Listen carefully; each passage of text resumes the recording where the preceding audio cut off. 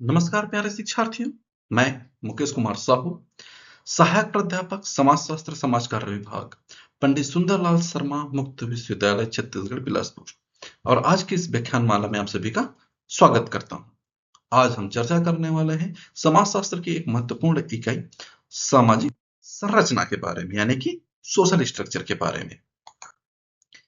समाजशास्त्र में प्रारचना जो है कि जब हम किसी भी तत्व, वस्तु, घटना या संगठन का अध्ययन करते हैं तो सर्वप्रथम उसकी संरचना का अध्ययन करते हैं। जितने भी प्राकृतिक और सामाजिक विज्ञान हैं, जैसे कि वो सभी अपनी अपनी अध्ययन की वस्तु की संरचना और उनके कार्यों का अध्ययन करते हैं। सभी विज्ञानों की परिभाषाओं का अध्ययन करें तो हम पाते हैं कि विज्ञान अपने अध्ययन की जो विषय वस्तु है उसकी उत्पत्ति, विकास तथा उसकी संरचना और कार्यों का क्रमबद्ध और व्यवस्थित अध्ययन करता है। समाजशास्त्र में संरचना एवं प्रकार की अवधारणाओं का सर्वप्रथम प्रयोग हर्बर्ट स्पेंसर ने अपनी पुस्तक प्रिंसिपल ऑफ सोशियोलॉजी में किया था। इसके बाद दुर्खिम ने अपनी कृति जो है the division of labour in society और रूल्स ऑफ सोशियोलॉजिकल मेथड, ये तो बुक है, इसमें उन्होंने इसके बारे में बताया था। समाजशास्त्र के जनक अगस्त काम्ट ने भी समाजशास्त्र को दो प्रमुख भागों में बांटा है, जिसमें है कि सोशल स्थेटिक और सोशल डायनेमिक, यानी कि सामाजिक स्थिरता और सामाजिक गतिशीलता। जो सोशल स्टैटिक्स है, सामाजिक स्थिति के है, उसके अंतर्गत हम समाज के संरचना का अध्ययन करते हैं, जबकि सोशल डायनेमिक्स के अंतर्गत सोशल जो सिस्टम है, व्यवस्था है, उसका अध्ययन किया जाता है। मिचेल ने भी लिखा है कि कुछ समाजशास्त्री समाजशास्त्र को मानव समाज के संरचनात्मक पक्षों का वर्णनात्मक एवं विश्लेषणात्मक अध्ययन करने वाला विज्ञान मानते हैं। कई समाजशास्त्रियों ने सामाजिक संरचना को ही अपना शोध विषय चुना है। समाजशास्त्र में यह अवधारणा जीव विज्ञान से ली गई है। इस अवधारणा का विस्तार प्रकट करने वालों में प्रमुख रूप से Radcliffe Brown, Malinowski, Karl Mannheim, SF Nadel, R K Merton है, टालकट पार्सन्स और मैकावर प्रमुख रूप से हैं। बात करें हम कि संरचना का अर्थ क्या है, तो सामाजिक संरचना को समझने से पहले यह जरूरी है कि हम संरचना के या ढांचा इसके बारे में जान लें। प्रत्येक भौतिक वस्तु की यह संरचना होती है जो कई इकाइयों या तत्वों से मिलकर बनी होती है। ये इकाइयां परस्पर व्यवस्थित या व्यवस्था से संबंधित होती है तथा इन इकाइयों में जो स्थिरता रहती है। दूसरे शब्दों में कहें कि संरचना एक जटिल समग्र है जिसमें अनेक इकाइयां एक दूसरे से अर्थपूर्ण रूप में जुड़ी रहती हैं। इन इकाइयों में परस्पर प्रकार्यात्मकता एकता होती है। ये एक दूसरे से निर्भर होते हैं और इन इकाइयों में समानता, स्थायित्व एवं व्यवस्थित संबंध भी पाया जाता है। ये इकाइयां एक विशेष क्रम में परस्पर जुड़कर एक जटिल समग्र का निर्माण करती हैं, जिसे हम संरचना कहते हैं। संरचना को परिभाषित करते हुए रेडक्लिफ ब्राउन लिखते हैं कि जब हम संरचना शब्द का प्रयोग करते हैं तब हम उसके भागों एवं संगठकों की क्रम विन्यास की ओर संकेत करते हैं। इससे हम मानव शरीर की संरचना के उदाहरण से द्वारा समझ सकते हैं कि शरीर की जो संरचना है वो हाथ, पांव, नाक, कान, आंख, मुंह आदि अंगों से बना है या उन इकाइयों से मिलकर के बना है। ये सभी अंग अपने अपने स्थान पर स्थित हैं, फिर भी एक परस्पर एक दूसरे से व्यवस्थित रूप से जुड़े हुए हैं, तभी हम एक संरचना का निर्माण कर पाते हैं। एसएफ नेडल ने इसे सर्वप्रथम परिभाषित करते हुए कहा कि प्रत्येक समग्र के कई भाग होते हैं। ये भाग आपस में एक दूसरे से संबंधित होते हैं। जैसे किसी समाज या समग्र की इकाई का एक भाग जो है वो व्यक्ति होता है।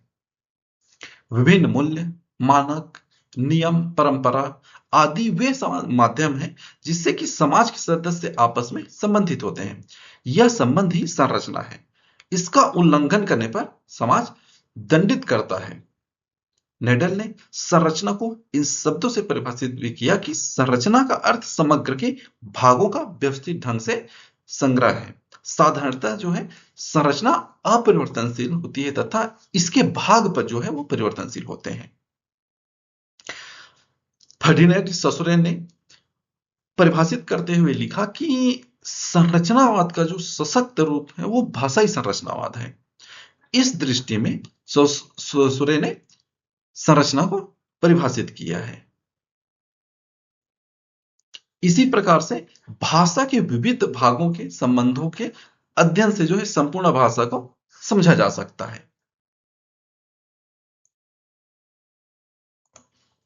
लेवी स्ट्रास की संरचना की परिभाषा का मैक्राइस गोटलियर द्वारा विश्लेषण।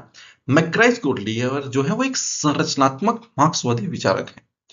उन्होंने लेवी स्ट्रास की परिभाषा का विश्लेषण किया कि लेवी स्ट्रास हेतु कोई संरचना ऐसी वास्तविकता नहीं है जिसे देखा जा सके। यह वास्तविकता से परे का स्तर है। इसे व्यक्ति के व्यवहार में नेत्रों द्वारा नहीं जा सकता, बल्कि रचना के जो है वो व्यवहार में आने पर सामाजिक व्यवस्था में विद्यमान तर्क सामाजिक संरचना को समझने की स्थिति उत्पन्न करता है। अर्थात वास्तविकता के पीछे एक वास्तविकता छुपी होती है जो दिखाई नहीं देती है, जबकि वह वास्तविकता नहीं होती है। इस प्रकार से उन्होंने बताया है। संरचनात्मक को मोटे तौर पर दो भागों में देखा जा सकता है, जिसमें पहला है यूरोप के संचारवादियों के अनुसार जो है वो संरचना का जो मूल आधार मनुष्य के विचार और माया है, जबकि अमेरिकन और ब्रिटिश संरचनावादियों के अनुसार व्यक्तियों के बीच सामाजिक संबंध को संरचना कहा जाना चाहिए। मैकाइवर तथा पेज ने संरचना को परिभाषित करते हुए कहा कि सामूहिक संरचना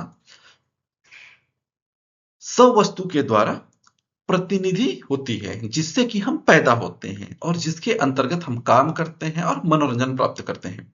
पुरस्कार और दंड, संघर्ष और परस्पर सहायता, समूहीकरण के सभी विभिन्न प्रकार मिलकर के सामाजिक संरचना का जटिल प्रतिमान जो है वो निर्माण करते हैं। सामाजिक संरचना के विश्लेषण में सामाजिक प्राणियों की विभिन्न अभिवृत्तियों और रुचियों का कार्यभाग अभिव्यक्त होता है। कार्ल मैनहेम ने इसे परिभाषित करते हुए कहा कि सामाजिक संरचना परस्पर अंतःक्रिया करने वाली सामाजिक शक्तियों का ताना बाना है, जिसे निरीक्षण और चिंतन के विभिन्न प्रकारों का उदय होता है।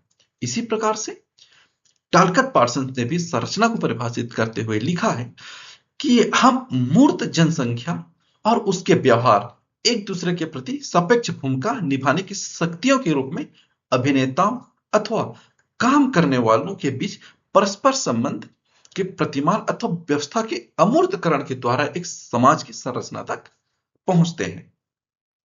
उपयुक्त परिभाषाओं का अध्ययन करने के बाद यह पता चलता है कि सामाजिक संरचना की परिभाषा के संबंध में विभिन्न विज्ञानों के विचारों में मतभेद पाया गया है। फिर भी विभिन्न विद्वानों ने इस बात को माना है कि सामाजिक संरचना अनेक अंगों या इकाइयों से मिलकर बनती है तथा ये अंतः संबंधित होते हैं। सामाजिक संरचना की इकाइयां सामाजिक समूह, संस्थाएं तथा समितियां आदि हैं। निष्कर्षतः हम यह कह सकते हैं कि सामाजिक संरचना सामाजिक समूह, संस्थाओं और समितियों से निर्मित एक रचना है। एसएफ नेडल ने संरचना को परिभाषित करते हुए कहा कि सामाजिक संरचना के विश्लेषण के रूप में उसका जो स्वरूप है उसका विशेष महत्व है।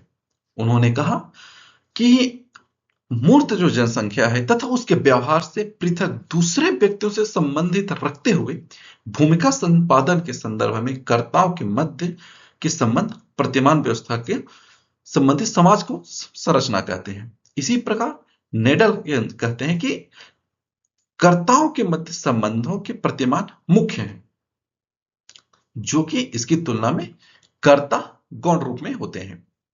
उनका मानना है कि अंगों की व्यवस्थित क्रमबद्धता जो है वही संरचना है। यह स्थानांतरणीय होती है और अपरिवर्तनीय भी होती है, जबकि इसके अंग परिवर्तनशील होते हैं। उनके जो विचारों का केंद्र बिंदु था वो हम इस प्रकार से बता सकते हैं कि जिसमें पहला है भूमिका के गुण यानी कि एट्रीब्यूट ऑफ रोल। दूसरा जो है कि भूमिका की आंतरिक संरचना एक इंटरनल स्ट्रक्चर ऑफ रोल। इसे नेडल ने 3 अलग-अलग प्रकार से देखा है, जिसमें कि उसका बाहरी पक्ष, उनका ध्रुवी पक्ष और उनका प्रासंगिक पक्ष, कि वो चीजें किस प्रकार से प्रासंगिक हो सकती हैं। उसके बाद है कि भूमिका का वर्गीकरण के रूप में, इस भूमिका के वर्गीकरण को उन्होंने 2 प्रकार से वर्गीकृत किया है, जिसमें पहला है प्रदत्त भूमिका। प्रदत्त भूमिका जो व्यक्ति पर जन्म से वंश, जाति या प्रजाति आदि के कारण आरोपित कर दी जाती है, जैसे कि उनकी आयु, लिंग, प्रजाति, जाति इत्यादि। ये सभी भूमिका उनका उदाहरण है। दूसरी जो है वो है अर्जित भूमिका। इसका आशा है कि ऐसी भूमिकाएं जो व्यक्ति अपने कर्म, ज्ञान, पुरुषार्थ, व्यवसाय से समाज में अर्जित करता है। और वर्तमान जो आधुनिक समाज है इसका बहुत ही विशेष महत्व होता है। अगला जो इन्होंने बताया वो है भूमिका के मध्य पाए जाने वाली एकता यानी कि यूनिटी अमंग रोल। नेडल ने सामाजिक संरचना और संस्कृति के मध्य को स्पष्ट करते हुए कहा कि सामाजिक संरचना का केंद्रीय बिंदु सामाजिक संबंध होता है, जबकि संस्कृति का केंद्रीय बिंदु आदर्श मूल्य और प्रतिमान होते हैं। बात करें सामाजिक संरचना की, तो संरचना शब्द का अर्थ बनावट या ढांचे के अर्थ में प्रयुक्त होता है। इस प्रकार सामाजिक संरचना का अर्थ समाज की बनावट या ढांचे से होता है। जैसे कोई मकान तैयार किया जाता है तो यह कहा जाता है कि इस मकान की संरचना बहुत अच्छी है, उसे मकान का ढांचा या स्वरूप अच्छा है। संरचना शब्द को पहले शरीर विज्ञान के रूप में प्रयोग किया गया था। शरीर विज्ञान में शरीर की बनावट या संरचना जैसे कि हाथ, पैर, सर, नाक, आंख, कान इत्यादि के रूप में, इसी रूप में संरचना का प्रयोग शुरू हुआ। बाद में राजनीतिक रूप से भी इसका प्रयोग होने लगा। समाजशास्त्र में संभवतः रेडक्लिफ ब्राउन पहले व्यक्ति थे जिन्होंने 1910 में दुर्खिम के समाजशास्त्र पर जो व्याख्यान दिए गए थे, जिसका शीर्षक था सोशल स्ट्रक्चर यानी कि सामाजिक संरचना। इस प्रकार हर्बर्ट स्पेंसर ने भी 1958 में संरचना के साथ प्रकार का भी प्रयोग किया। इस प्रकार सामाजिक संरचना को समाज की नींव कहा जा सकता है। सामाजिक संरचना समाज का ढांचा है और जिस प्रकार का ढांचा होगा उसी प्रकार का समाज भी होगा। सामाजिक संरचना जो है समाज को एक व्यवस्थित दिशा देने में सक्षम है। यह सामाजिक संरचना ही है जो समाज के अस्तित्व को कायम रखे हुए है। अन्य विज्ञानों में देखें तो मैकाइवर एवं पेज ने सामाजिक संरचना को परिभाषित करते हुए लिखा कि समूह निर्माण के विभिन्न तरीके संयुक्त रूप से सामाजिक संरचना की जटिल प्रतिमान का निर्माण करते हैं। सामाजिक संरचना के विश्लेषण में सामाजिक प्राणियों, विभिन्न प्रकार की मनोवृत्तियों तथा रुचियों के कार्य प्रकट होते हैं। इस प्रकार मैकाइवर एवं पेज ने समूह निर्माण के विभिन्न तरीकों को ही सामाजिक संरचना का आधार माना है। वे सामाजिक संरचना को अमूर्त मानते हैं क्योंकि समाज का ताना बाना सामाजिक संबंधों से बना होता है और सामाजिक संबंध है वो अमूर्त होते हैं। कार्ल मैनहेम ने भी सामाजिक संरचना को परिभाषित करते हुए कहा कि सामाजिक संरचना जो है सामाजिक शक्तियों का जाल है, जिसमें अवलोकन तथा चिंतन की विभिन्न प्राणियों का जन्म होता है। मैनहेम सामाजिक संरचना को सामाजिक शक्तियों का जाल मानते हैं। जाल से उनका तात्पर्य जो है वो व्यवस्थित प्रतिमानों से है।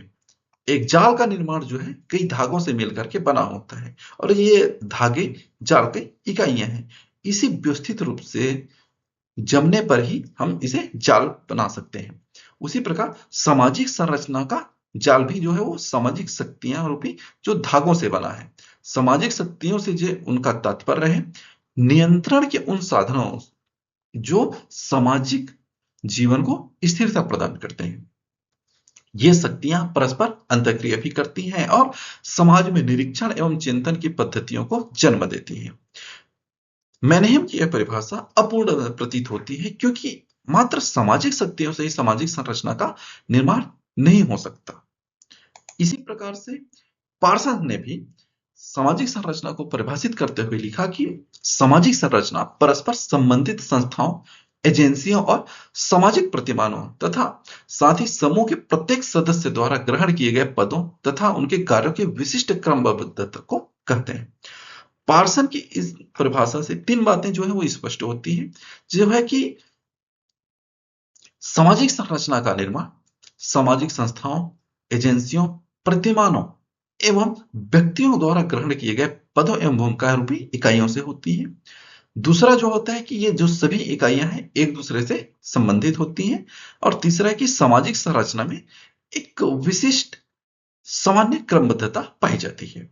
इन विशेषताओं से यह भी स्पष्ट है कि सामाजिक संरचना एक अमूर्त धारणा है, क्योंकि समाज की संरचना सामाजिक संबंधों, संस्थाओं, प्रतिमानों, पदों एवं भूमिकाओं से मिलकर बनी होती है और ये सभी जो इकाइयां हैं वो अमूर्त है। इसी प्रकार से गिन्सबर्ग ने भी सामाजिक संरचना को परिभाषित करते हुए लिखा कि सामाजिक संरचना का अध्ययन सामाजिक संगठन के प्रमुख स्वरूपों अर्थात समूहों, समितियों एवं संस्थाओं के प्रकार एवं इन सबके संकुल जिनसे कि समाज का निर्माण होता है उनसे संबंधित है। गिन्सबर्ग ने अपनी परिभाषा में सामाजिक संरचना एवं सामाजिक संगठन में कोई भेद नहीं किया है। उनका मत है कि सामाजिक संरचना का निर्माण समूहों, समितियों एवं संस्थाओं से मिलकर होता है। कोजर एवं रोजनबर्ग ने भी सामाजिक संरचना को परिभाषित करते हुए लिखा कि संरचना का तात्पर्य सामाजिक इकाइयों से तुलनात्मक, स्थिर एवं प्रतिमानिक संबंधों से है। सामाजिक संरचना का निर्माण सामाजिक इकाइयों से होता है और ये इकाइयां व्यवस्थित रूप में जमी होती तथा उनमें स्थिरता पाई जाती है। जैसे कि समूह, संस्थाएं, पद, भूमिकाएं, ये सभी सामाजिक इकाइयां कही जाती हैं। इसी प्रकार से प्रमुख सामाजिक विज्ञान मानव शास्त्री रेडक्लिफ ब्राउन ने बताया है कि सामाजिक संरचना संस्था द्वारा परिभाषित और नियमित संबंधों में लगे हुए हैं, जिसमें उनके व्यक्तियों की क्रमबद्धता है। इनमें हम देखते हैं कि मनुष्य परस्पर सामाजिक संबंधों द्वारा बंधे हुए हैं। वास्तविक रूप से पाए जाने वाले इन संबंधों के द्वारा ही सामाजिक संरचना का जो है वो निर्माण होता है। मनुष्यों के परस्पर संबंध स्वतंत्र नहीं होते और वे संस्थाओं एवं नियमों के द्वारा परिभाषित, नियमित एवं नियंत्रित होते हैं। हैरी जॉनसन ने भी सामाजिक संरचना को परिभाषित करते हुए लिखा है कि किसी वस्तु का ढांचा उसके अंगों के अपेक्षाकृत स्थायी अंतर संबंधों से निर्मित होती है। स्वयं अंग शब्दों से ही कुछ स्थायित्व के अंश का ज्ञापन होता है। सामाजिक प्रणाली क्योंकि लोगों के अंतर्कृत माध्यम से उनके कृत्यों से निर्मित होती है, इनका ढांचा भी इन कृत्यों में पाई जाती है एवं नियमितता या पुनरीकृत के अंशों के द्वारा ढूंढा जाना चाहिए। जॉनसन की परिभाषा से स्पष्ट है कि प्रत्येक सामाजिक संरचना कई इकाइयों या अंगों से मिलकर बनती है और इन अंगों में पारस्परिक स्थायी संबंध पाए जाते हैं। स्थायित्व के अभाव में न तो संरचना लंबे समय तक बनी रह सकेगी और न ही अंग जो है परस्पर सहयोग दे पाएंगे। सामाजिक संरचना का निर्माण भी लोगों द्वारा परस्पर संबंधित क्रियाओं या कृत्यों द्वारा होता है। ये क्रियाएं बार बार दोहराई जाती हैं और उसमें यह नियमित बद्धता पाई जाती है। परिभाषाओं के आधार पर यह निष्कर्ष निकाल सकते हैं कि सामाजिक संरचना जो है वो समाज की लघु तथा वृहद इकाइयां जैसे पद, भूमिका, समूह, संस्थाओं, एजेंसियों, प्रतिमानों तथा सामाजिक संबंधों से निर्मित जटिल, क्रमबद्ध, पूर्ण समग्र है। आइए अब देखते हैं समाज संरचनाओं की विशेषताओं के बारे में, जिसमें उनकी पहली विशेषता है कि वो जो बनावट है उनकी वो सुव्यवस्थित होती है। क्योंकि संरचना का निर्माण सिर्फ विभिन्न इकाइयों के विविध अंगों को एकत्रित कर देने मात्र से ही नहीं हो जाता, बल्कि विविध इकाइयां के अंग जब अपने अपने स्थान पर व्यवस्थित ढंग से निर्मित होने होते हैं, उसी के बाद सामाजिक संरचना का जो है निर्माण होता है। जैसे हम बात कर चुके हैं कि जो शरीर का निर्माण है सिर्फ हाथ, पैर, मुंह, कान, नाक, इन सभी चीजों को इकट्ठा मात्र कर देने से नहीं हो जाता, बल्कि इनको जब व्यवस्थित रूप में जमते हैं तब ये अपना कार्य या संचालन सही तरीके से करते हैं। तब एक हम संरचना का, जो हमारा शरीर है, उसका निर्माण कर पाते हैं। दूसरी जो है कि इकाइयों की परस्पर संबंधता। संरचना को निर्मित करने वाली उसकी समस्त इकाइयों में एक निश्चित क्रमबद्धता होती है तथा ये परस्पर अंतर संबंधित होते हैं। अतः विभिन्न इकाइयों में अंतर संबंध जो है संरचना की एक अनिवार्य योग्यता है, अपरिहार्यता है। इसी प्रकार जो अगली विशेषता है वो है स्थायित्व का होना। संरचना में परिवर्तन जो है कार्य कारणता के सिद्धांत पर आधारित होती है। संरचना में सामान्यतः स्थायित्व भी होता है। अपने अंगों तथा इकाइयों में परिवर्तन से सामाजिक जो संरचना है वो परिवर्तनशील है। संरचना में परिवर्तन से उसके अंगों तथा इकाइयों में भी परिवर्तन होता है। इस प्रकार से संरचना में परिवर्तन दोनों तरीके से होता है, यानी कि उनके अंगों में परिवर्तन और अंगों के इकाइयों में भी परिवर्तन। तो आज की इस वीडियो में हमने सामाजिक संरचना के बारे में देखा, सामाजिक संरचना के प्रकार के विशेषताओं के बारे में देखा, उनके परिभाषाओं को देखा। अगले वीडियो में हम देखेंगे सामाजिक संरचना की विशेषताएं और उनके प्रकार के बारे में। आप सभी का बहुत बहुत धन्यवाद।